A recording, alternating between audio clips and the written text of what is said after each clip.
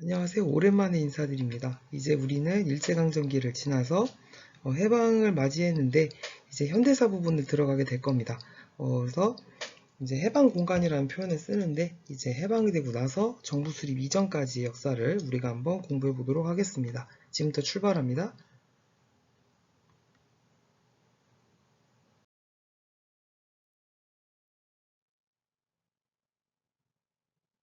순서는 일단 교과의 연계성, 이제 고등학교 한국사와 어떤 연관이 있는지 이걸 알아보고요. 그 다음에 한국의 독립과 국외 정세, 그 다음에 해방공간 시기의 국내 정세, 그 다음에 교과서를 정리하면서 마무리하도록 하겠습니다.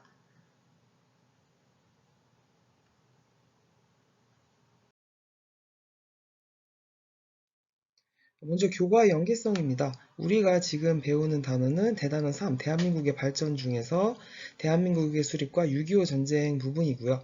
이거를 여러분이 고등학교 한국사에서는 4단원 대한민국의 발전 부분에서 소단원 1, 8.15 광복과 대한민국 정부 수립 부분에서 배우게 됩니다. 고등학교 한국사가 우리 지금 배우고 있는 역사 2와 다른 점은 좀 더 단원이 세분화되어 있다는 점입니다.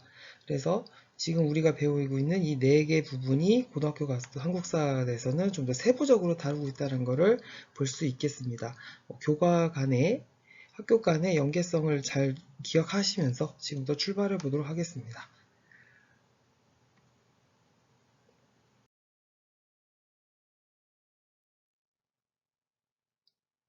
자, 먼저 우리 해방 공간부터 6.25 전쟁기를 이렇게 한 칸으로 정리를 해볼 수가 있겠는데요. 먼저 맨 첫 번째 부분은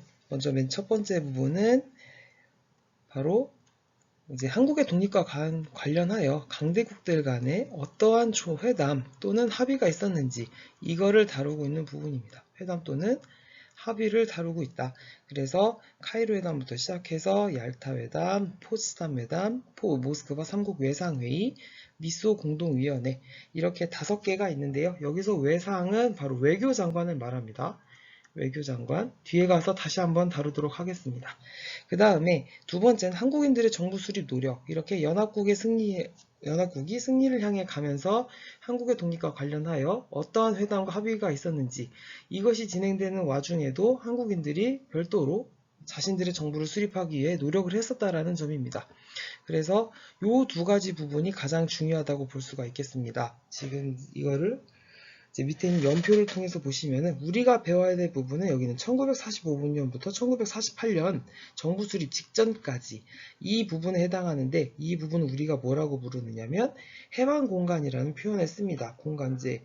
왜 공간이라는 표현을 쓰느냐면은 기존에 우리가 고려라든지 조선이라든지 대한제국이라든지 이렇게 한반도 전역에 정치적인 영향력을 행사하는 정부가 이 시기에는 존재하지 않았기 때문에 물론 미군정, 소련군정 있었긴 하지만은 기존에 우리가 정부를 가지고 있을 때와 비교하면은 차이가 크기 때문에 그래서 해방 공간이라는 표현을 쓰기도 합니다. 그래서 1945년 해방 직후부터 1948년 정부 수립 때까지 이때의 시기를 우리가 해방 공간이라는 표현을 씁니다. 이 시기에서는 앞서 언급했던 이 두 가지 강대국 간에 어떤 회담과 합의가 있었는가, 그 다음에 한국인들이 별도로 자신들이 정부 수립을 위해서 어떤 노력을 해왔는가 이걸 여러분이 아는 것이 중요합니다. 그래서 그러면 그 다음 순서로 먼저 강대국들 간에 어떠한 회담과 합의가 있었는지 한국의 독립과 관련하여 이거를 시작해 보도록 하겠습니다.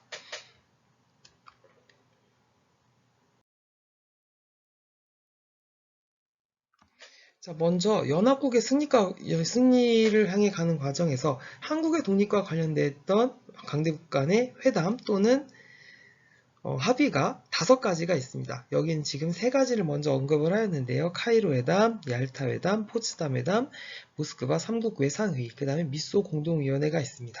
지금 이제 이 카이로 회담, 얄타 회담, 포츠담 선언은 2차 세계대전 2차 세계대전 중에 있었고요. 세계대전 중에 있었고, 먼저 카이로 회담부터 시작을 해보도록 하겠습니다. 이집트의 도시였던 카이로에서 시작이 되었고요.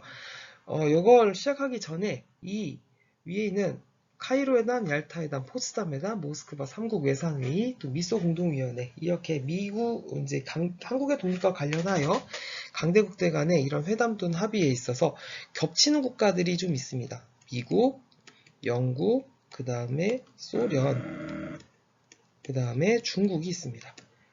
중국이 있습니다. 그래서 이 네 개 국가들이 이제 어떤 회담에 참여하느냐에 따라서 이제 달리게 되는데, 여기서 중국은 지금의 중화인민공화국이 아니라 지금의 대만에 있는 중화민국을 의미합니다. 중국의 역사도 우리가 어떤 면에서는 비슷할 수 있는데, 우리가 해방된 이후에, 우리는 해방공간 시기에 중국도 국공내전이라는 것을 겪었습니다. 중국도 국공내전이라는 걸 겪었어요. 그래서 자세한 거는 다시 한번 중국 역사를 얘기할 기회가 생긴다면 그때 다시 한번 언급하도록 하겠습니다.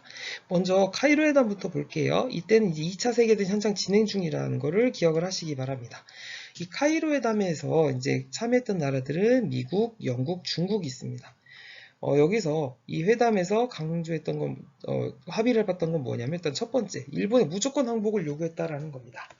이때는 서서 이제 독일이나 이탈리아, 이제 추축국이라고 합니다. 일본 이렇게 세 개 국가를 묶어서 이제 이 세 개 국가들이 미국, 영국, 중국, 미국, 영국, 프랑스 등의 연합국과 독일, 이탈리아, 일본인 추축국 간의 전쟁이 이제 2차 세계대전인데, 이제 전쟁의 뒤처리를 위해서 모인 회담입니다. 이 카이로 회담. 그래서 일본의 무조건 항복을 요구하면서 이 회담이 의미가 있는 이유는 한국의 독립이 맨 처음 언급이 되었기 때문입니다. 한국의 독립이 맨 처음 언급되었기 때문에 이 문구로 언급이 되었습니다. 적당한 시기에 한국을 독립을 시키겠다. 자, 그런데 이제 이게 문제가 되는 겁니다. 적당한 시기가 도대체 언제이냐? 이것 때문에 이제 향후에 문제가 생길 수 있다라는 여지는 남기게 된 거죠. 자, 그 다음에 얄타 회담입니다. 여기에는 미국, 영국, 소련이 참여하였습니다. 이제 얄타 회담은 우리에게는 썩 좋은 기억으로 남기는 어려운 것이, 일단은 한국에 대하여 신탁 통치가 미리 약속이 되었다라는 점입니다. 우리 교과서 86쪽에 보시면은 신탁 통치 내용이 나와 있기 때문에 그 용어 설명을 참고하시기 바랍니다. 뒤에 마무리 가서 다시 한번 확인할게요.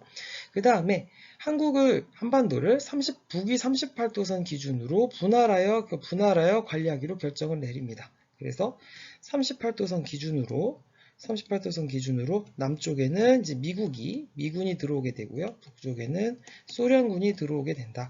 그래서 남쪽에선 미군정이, 북쪽에선 소련군정이 실시되는 걸 합의한 것이 얄타 회담이라고 할 수 있겠습니다. 그 다음에 포츠담 선언입니다.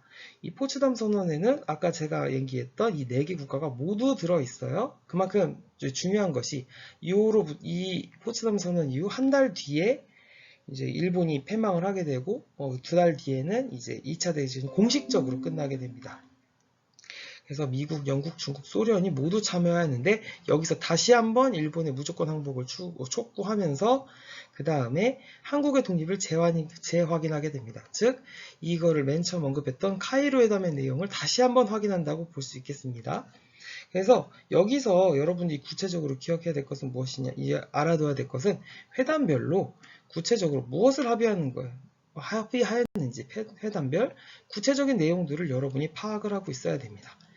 그래서 지금 순서도 기억을 해두시기 바랍니다. 그러면 그 이유로 넘어가도록 할게요.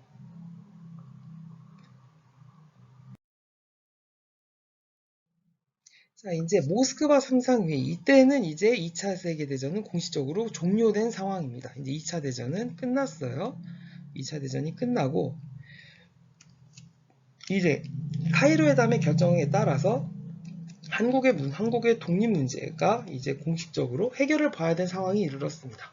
독립의 문제를 해결해야 된다는 상황. 그래서 모스크바 삼상회의가 개최가 됩니다. 여기서 아까 여기 보시면 외상이라 그랬었죠. 외상은 바로 외무장관을 말합니다. 즉 이제 자세하게 풀어보면 모스크바 3개국 외무장관 회의라고 볼 수 있겠죠. 여기에 참여했던 나라는 미국, 영국, 소련입니다. 그래서 이 모스크바 삼상회의에서 알아둬야 될 것은 앞서도 얘기했다시피 회담별로 구체적으로 무엇을 합의하였는가, 이거를 기억해야 되는데요. 먼저 그것은 5년 한도의 신탁 통치를 결의했다라는 점입니다. 신탁 통치. 그래서 이 신탁 통치를 위한 임시정부를 수립하기 위하여 한반도에서 이제 군정을 실시하고 있던 미국과 소련 간에 이제 소련이 합의하여 미소 공동위원회를 개최하기로 결의를 합니다. 이 미소 공동위원회의 경우는 이 미소 공동위원회 간략하게 미소 공이라고 할게요. 이 미소 공동위원회는 크게 두 번이 열렸었습니다. 두 번이 열렸었는데 이 최대 쟁점 사항은 무엇이냐면 어느 정치단체까지 포함을 시킬 것이냐였습니다. 어떤 정치단체까지 포함을 시킬 것인가? 이게 문제가 된 거죠. 이때부터 서서히 이제 냉전의 분위기가 생겨나기 시작했기 때문에 어떤 정치단체까지 끌어들이느냐에 따라서 이 새롭게 구성된 임시정부가 미국에 가까워질 수도 있고 소련에 가까워질 수도 있기 때문에 이 부분을 두고서 첨예하게 대립을 하는 거죠. 그리고 이 신탁통치 부분에서도 우리가 직전까지 일제에게 식민통치를 겪었었기 때문에 이거를 두고 신탁통치 찬성, 그 다음에 신탁통치 반대 움직임이 나타나게 됩니다. 찬탁과 반탁의 움직임이 나타나게 되는데 여기서 찬탁의 경우는 신탁통치 찬성, 주로 이제 사회주의 계열이 신탁통치를 찬성을 했었고요. 그 다음에 신탁통치 반탁 운동은 주로 이제 민족주의 계열에서 이 신탁통치의 반대 입장을 나타낸 바 있습니다. 그러니까 모스크바 3국 외상회의 결정에 따라서 미소 공동위원회를 거쳐서 임시정부를 수립하고 신탁통치를 실시를 해야 되는데 지금 어느 하나 해결이 뚜렷하게 되지 않고 있기 때문에 결국에는 이 한국의 문제가 어디로 가느냐면 유엔으로 넘어가게 됩니다. 유엔이 생겨난 시기도 우리 해방했을 때와 거의 비슷합니다. 이제 여기에 관련되어 있는 국가들은 미국과 소련이죠. 지금 두 나라가 첨예하게 대립을 하고 있었기 때문에 한국의 문제가 쉽사리 해결되지 않으므로 이걸 유엔으로 미국이 가져오게 된 겁니다. 미국이 유엔으로 한국의 문제를 가지고 오게 된 거고 결국에는 이제 유엔에서 어떤 결정을 내렸느냐. 일단은 유엔이 감시하는 가운데 남북 총선거를 실시하기로 결의해야 합니다. 남북한 전역을 대상으로 인구 비례에 따라 총선거를 실시하기로 결정을 내리는데 문제는 이 부분을 이제 소련이 거부하고 있었다라는 거죠. 소련이 이거를 거부하게 됐습니다. 그래서 원래는 남북한 전역을 대상으로 총선거를 실시하기로 했는데 소련이 이를 거부하는 바람에 결국은 38도선 이남 지역에서만 총선거를 실시하는 걸로 입장을 바꾸게 되고요. 그 결과 치러진 선거가 무엇이냐면 바로 뒤에 가서 다시 한번 할 겁니다. 50총선거를 실시하게 됩니다. 대한민국 국회의원 선거의 시작입니다. 자세한 건 뒤에 가서 다시 한번 얘기할게요. 그래서 우리가 방금 전까지 했던 카이로 회담, 얄타 회담, 포츠담 회담, 그 다음 방금 했던 모스크바 3국 외상회의, 미소 공동위원회 이와 같이 여기서는 한국의 독립과 관련하여 강대국들이 어떤 합의를 했었는가, 어떤 합의 내용, 이거를 여러분들이 잘 기억해 두시는 게 중요합니다.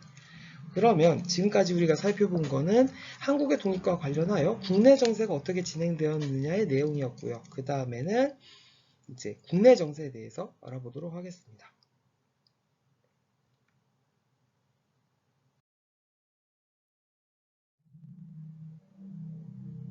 자, 해방 공간 시기 국내 정세입니다. 이제 우리가 지금까지 했던 건 1번이었고요. 이제 2번을 할 건데, 이때는 이제 2차 대전 말기로 일단 거슬러 올라가 볼게요. 이때 일본이 이제 태평양 전쟁을 일으켜서 이제 미국을 상대로 전쟁을 치르다가 이제 패색이 짙어지고 있다라는 게 국내에도 암암리에 알려지고 있었습니다. 그러니까 일제가 패망할 것을 생각하여 미리 광복을 준비했다라는 건데 일단은 첫 번째로 임시정부가 건국강령을 발표하게 됩니다. 건국강령을 발표해야 되는데 쉽게 얘기하면 일제가 패망하고 난 다음에 새롭게 등장한 정부는 어떤 목표를 가지고 움직일 것이다. 이거를 나타내는 거죠. 그래서 건국강령을 발표하게 됩니다. 하지만 임시정부는 이때는 이제 2차 세계대전 중엔 중국 정부와 함께 움직이고 있었고요. 국내에서는 이제 여운형이 중심이 돼서 조선 건국동맹을 결성하게 됩니다. 잠깐 옆으로 빼면 이 조선 건국동맹이 나중엔 뭐로 바뀌느냐면은 조선 건국준비위원회로 바뀌게 됩니다. 준비위원회. 그러니까 일제 패망을 대비하여 비밀리에 조선 건국동맹이라는 단체를 만들었었는데, 일제가 패망하고 난 다음에는 일제 패망 이후의 혼란상을 수습하기 위하여 건국동맹이 조선 건국준비위원회로 역할을 바꾸게 된 겁니다. 이런 상황에서 이제 광복 이후에 각자의 정치 이념에 따라서 여러 정당 또는 사회단체들이 등장을 하게 되는 거죠.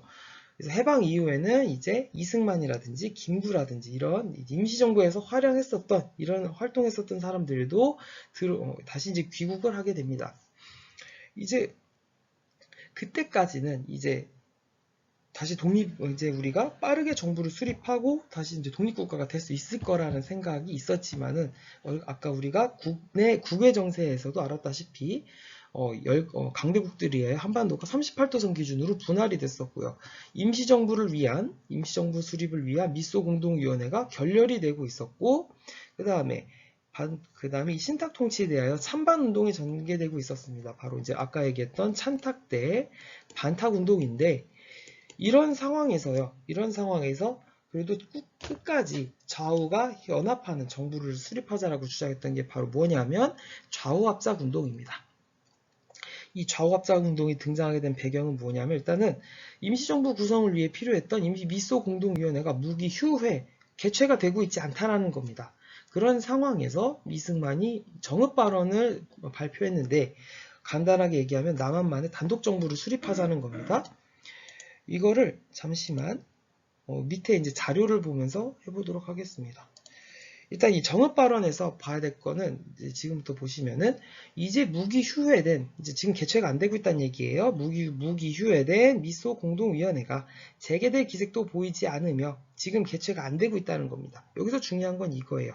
우리는 남쪽만이라도 임시정부 혹은 위원회 같은 것을 조직하여, 그러니까 지금 이 부분에서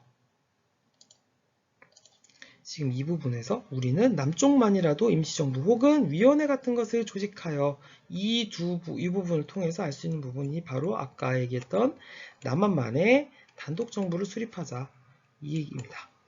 단독정부 수립. 수업 시간에도 한번 얘기할 테지만, 여러분이 작년에 역사를 배우면서 한반도에 있던 역대 왕조들을 살펴보면 분열되었던 적이 거의 없습니다. 삼국시대라든지 후삼국시대라든지 이런 시기를 제외하고는 웬만하면 한반도에 있던 왕조들은 통일국가를 유지했단 말이죠. 그래서 일제로부터 해방된 그 다음에도 당연히 해방된 조국도 통일된 상태일 것이다 라는 것을 누구도 믿어 의심치 않았었습니다. 그런 상황에서 이승만이 정읍 발언을 통해서 남한만이라도 단독 정부를 수립하자라는 주장을 들고 나왔고요. 그래서 여기에 대한 반발로 등장한 것이 좌우합작 운동이라고 볼 수 있습니다. 그래서 이 좌우합작 운동의 특징이 있다면 이제 중도 계열 사람들이 이거를 주도했다고 볼 수 있겠는데요. 그래서 여운형과 김규식이 주도하에 좌우합작 운동을 전개하게 됩니다.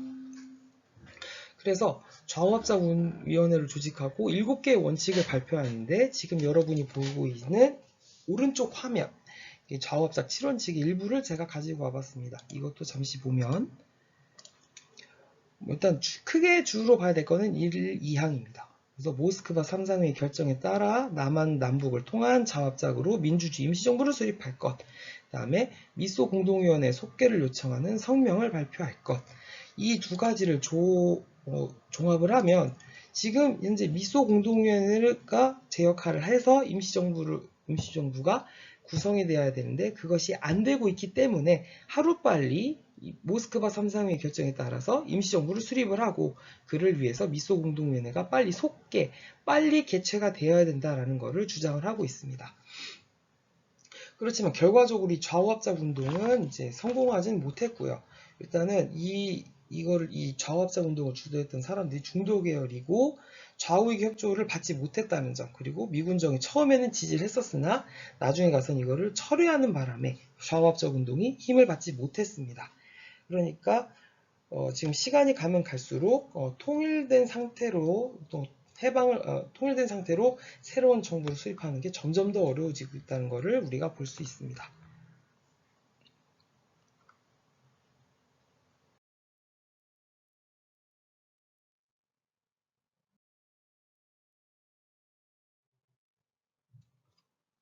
자, 그래서 결국에는 이제 마지막 시도도 있었습니다. 남북 협상인데요. 이 남북 협상의 경우는 이제 남북 분단이 진짜 현실로 다가온 상황에서 김구 등의 이제 일부 인사들이 북한 쪽 사람들과 협상을 통해서 어떻게든 통일 국가를 만들어 보려고 했던 시도였었습니다. 결과적으로 이것도 실패로 끝나게 되었고요. 그리고 이제 아까 얘기했던 50 총선거가 시작이 됩니다. 아까 우리가 얘기했던 유엔의 감시 아래에 유엔의 감시를 통해서 남북한 지역 전체를 대상으로 총선거를 실시하려고 했었으나 당초 방침이 이거였는데 소련의 거부로 결국에는 남한 지역에서만 선거를 치르기로 합의를 보게 되었죠. 남한 지역 대상으로 선거를 치르는 걸로 합의를 보았다. 그 결과 치러진 게 50 총선거입니다. 그래서 이 50 총선거를 통해서 이제 재헌국회를 구성합니다. 즉 이제 재헌 국회의원을 뽑았는데 재헌 국회의원을 선출하는데 이들이 중심이 돼서 헌법을 만들고 그 헌법을 기반으로 하여 정부 수립을 선포하는 겁니다. 1948년 8월 15일에 헷갈리면 안 되는 것이 건국이 아닙니다, 여러분. 건국이 아니고요. 정부 수립이 맞는 표현입니다. 정부 수립이 맞는 표현입니다. 그래서 1919년에 시작된 대한민국 임시정부의 법통을 계승한다는 것을 헌법 전문에서부터 담고 있습니다. 그렇지만 이 과정에서 이제 제주 4.3 사건, 여수 순천 10.19 사건과 같이 이제 억울하게 민간인들이 희생을 당하는 그런 사례도 분명히 존재를 했었습니다. 존재를 했었다라는 걸 우리가 이제 국가 권력 아래 이제 억울하게 희생당한 민간인들도 있었다라는 걸 우리가 기억을 할 필요가 있습니다. 비슷한 시기에 이제 북한도 김일성이 중심이 돼서 북조선 임시인민위원회를 구성하고 조선민주주의인민공화국을 선포하면서 결과적으로 이제 통일된 조국은 무산이 되었고요. 남한과 북한이 별도의 정부를 구성하는 상황에 이르게 되었습니다.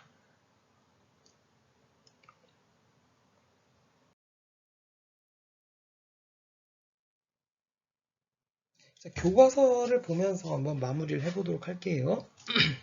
자, 교과서 85쪽입니다. 먼저 대한민국 임시정부가 1941년에 건국강령을 발표했다는 내용을 했었습니다. 건국강령에서 이제 새로운 정부의 목표라는 거죠. 일제가 패망한 이후에 등장할 새로운 정부는 어떤 목표를 가지고 있는가? 목표를 얘기하는 겁니다. 그 다음에 국내에서는 여운형을 중심으로 조선 건국동맹이 결성돼서 광복을 대비하고 있었다. 그래서 이 건국동맹이 광복 이후에는 조선건국준비위원회로 발전하였다. 그래서 제2차 세계대전이 끝나기 전 연합국이 카이로 회담과 포츠담 회담에서 우리 민족의 독립을 약속하였다. 여기에 덧붙여서 카이로 회담과 포츠담 선언 외에도 카이로 회담, 그 다음에 얄타 회담, 그 다음에 포츠담 선언, 그 다음에 모스크바 3국 외상회의, 그 다음에 미소 공동위원회까지 뒤에 나올 겁니다. 이걸 이렇게 한국의 독립과 관련하여 강대국들이 어떤 합의 또는 회담을 가졌었는지 이건 여러분이 기억할 필요가 있습니다. 포츠담 선언은 오른쪽에 설명이 나와 있죠. 자, 이렇게 일제가 패망하면서 우리가 해방을 맞이하였는데 이제 결국에는 바로 독립국가 건설로 이어지지 못했다는 거죠. 여기 보시면 광복의 감격과 각계각층의 건국운동이 곧바로 자주독립국가의 건설로 이어지지는 못했다. 일본군의 무장해제를 이유로 미군과 소련군이 38도선 이남과 이북에 들어와서 군정을 실시하였다. 얄타 회담의 결정 사항이었습니다. 얄타 회담 때 결정한 바에 따라서 남쪽에는 미국이, 북쪽에는 소련군이 들어와서 각각 미군정, 소련군정을 실시하였다. 그리고 광복을 맞아서 이승만과 김구를 비롯한 여러 독립운동가들이 이제 서서히 귀국을 하기 시작했습니다. 그렇지만 이제 저마다 정치적인 이념이 다 달랐기 때문에 지금 이를 컨트롤할 수 있는 정부도 없었고 그래서 정치적인 혼란을 한동안 겪게 되었다라는 점이죠. 다음 쪽으로 넘어가면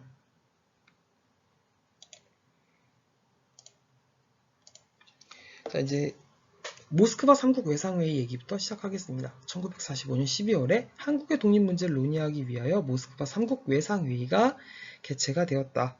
외상회의가 개최가 됐습니다. 이 회의에서 이제 미국, 영국, 소련이 참여했었다는 얘기를 했었죠.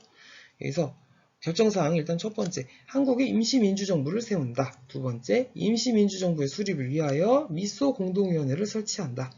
그 다음에 이 공동위원회와 임시민주정부가 최고 5년간의 신탁통치 실시 문제를 협의하기로 한다. 그래서 신탁통치 보시면 여기 용어 설명이 나와 있죠. 잠깐 보시면 유엔의 위임을 받은 나라가 일정 기간 비자치지역에서 행하던 통치 형태다.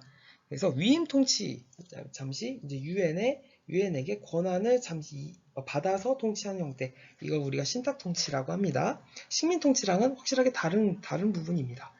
그렇지만 이제 이 신탁 통치 문제가 이제 국내에서 대두가 된 거죠. 김구를 비롯한 민족주의 세력, 우익이라고 표현을 합니다. 즉각적인 독립국가 건설을 주장하며 반탁운동을 전개하였다. 그 다음에 사회주의 세력의 경우는 모스크바 3국 외상회의 결정을 지지하는 입장으로 바꾸었다.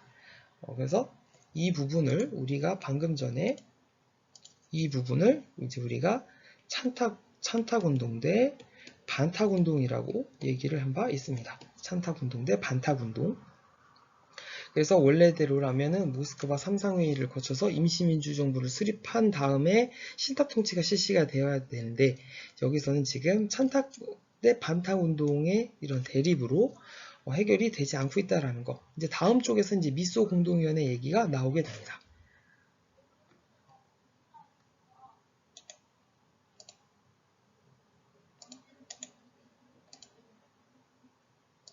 자, 이제 모스크바 3상회의의 결정에 따라서 미소 공동위원회가 개최가 됐죠. 근데 미국과 소련이 위원회에 참여할 단체의 범위를 놓고 대립하였다. 아까 제가 얘기하기로는 이렇게 얘기했었죠. 어떤 정치단체까지 포함을 시킬 것이냐. 어떤 정치단체가 포함되느냐에 따라서 이 임시정부가 미국에 가까워질 수도 있고 소련에 가까워질 수도 있기 때문에, 그래서 이게 문제가 된다라는 거죠. 소련은 모스크바 3국 외상회의의 결정을 찬성하는 단체만, 그 다음에 미국은 신탁 통치에 대한 찬반과 관계없이 모든 단체를 회의에 참여시켜야 한다고 주장하였다. 두 번째 문단이 바로 이제 아까 했던 좌우압작 운동에 대한 이야기입니다. 다음 요 부분이 바로 이제 뭐에 대한 얘기냐? 바로 좌우압작 운동에 대한 이야기입니다. 좌우압작 운동에 대한 이야기입니다. 그래서 보시면 여운형, 김규식 등의 이제 중도 세력이 이념의 대립을 극복하고 통일정부 수립을 위하여 좌우압작 운동을 전개하였다. 그래서 이 좌우압작 운동을 위해서 위원회를 결성하고 7개의 원칙을 발표했다는 것을 우리가 앞에서 했었습니다. 그렇지만 좌우익 세력이 불참을 했고 여운형이 암살되는 바람에 이건 성과를 유지 못했다. 여기에 미군 정부 처음에는 이거를 지지를 해줬습니다만 그 이후에 가서는 지지를 철회하면서 동력을 상실하게 된 거죠. 그 다음에 이제 마지막 문단입니다. 바로 마지막 문단에서는 한국의 문제를 유엔에 넘겼다는 얘기를 하고 있습니다. 미소 공동위원회가 성과 없이 끝나자 미국이 한반도 문제를 유엔에 넘겼는데 유엔 총회가 남북한 총선거를 통한 정부 수립을 결정했다. 그렇지만 소련의 겁으로 북한 지역에 들어가지 못했고, 그래서 유엔 소총회가 선거가 가능한 남한에서라도 총선거를 실시하기로 결정을 하였다. 그 결과 실시된 것이 무엇이냐면 요거죠. 선거가 가능한 남한만이라도 총선거를 실시한다. 요게 바로 50총선거입니다. 50총선거. 그래서 남한만의 단독선거가 결국 민족의 분단으로 이어질 것으로 여긴 김규와 김규식 등이 남북협상을 제안하였다. 그래서 남북한 정치 지도자들이 평양에 모여서 통일정부 수립을 논의했으나 별다른 성과 없이 끝나고 말았다.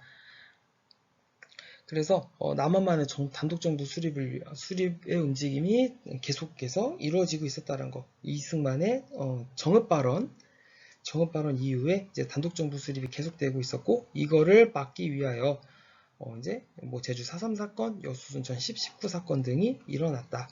그래서 이 두 가지도 꼭 체크하시기 바랍니다. 이거를 진압하는 과정에서 억울하게 민간인들이 희생당한 바가 많았다라는 점입니다. 그래서 다음에는 이제 정부 수립 이후에 이제 중요한 사건들을 좀 해보려고 합니다. 정부 수립 이후에 반민특위 활동, 그 다음에 농지개혁법 제정. 이거는 우리 교과서에 그렇게 많이 나오진 않지만은 이게 대한민국 정부 수립 초창기에 중요한 사건이기 때문에 이거를 좀 자세하게 해보려고 합니다. 그래서 다음 시간에는 반민특위 활동과 농지개혁법 관련 부분을 해보도록 하겠습니다. 오늘 여기까지 하겠습니다. 여러분 고생하셨습니다.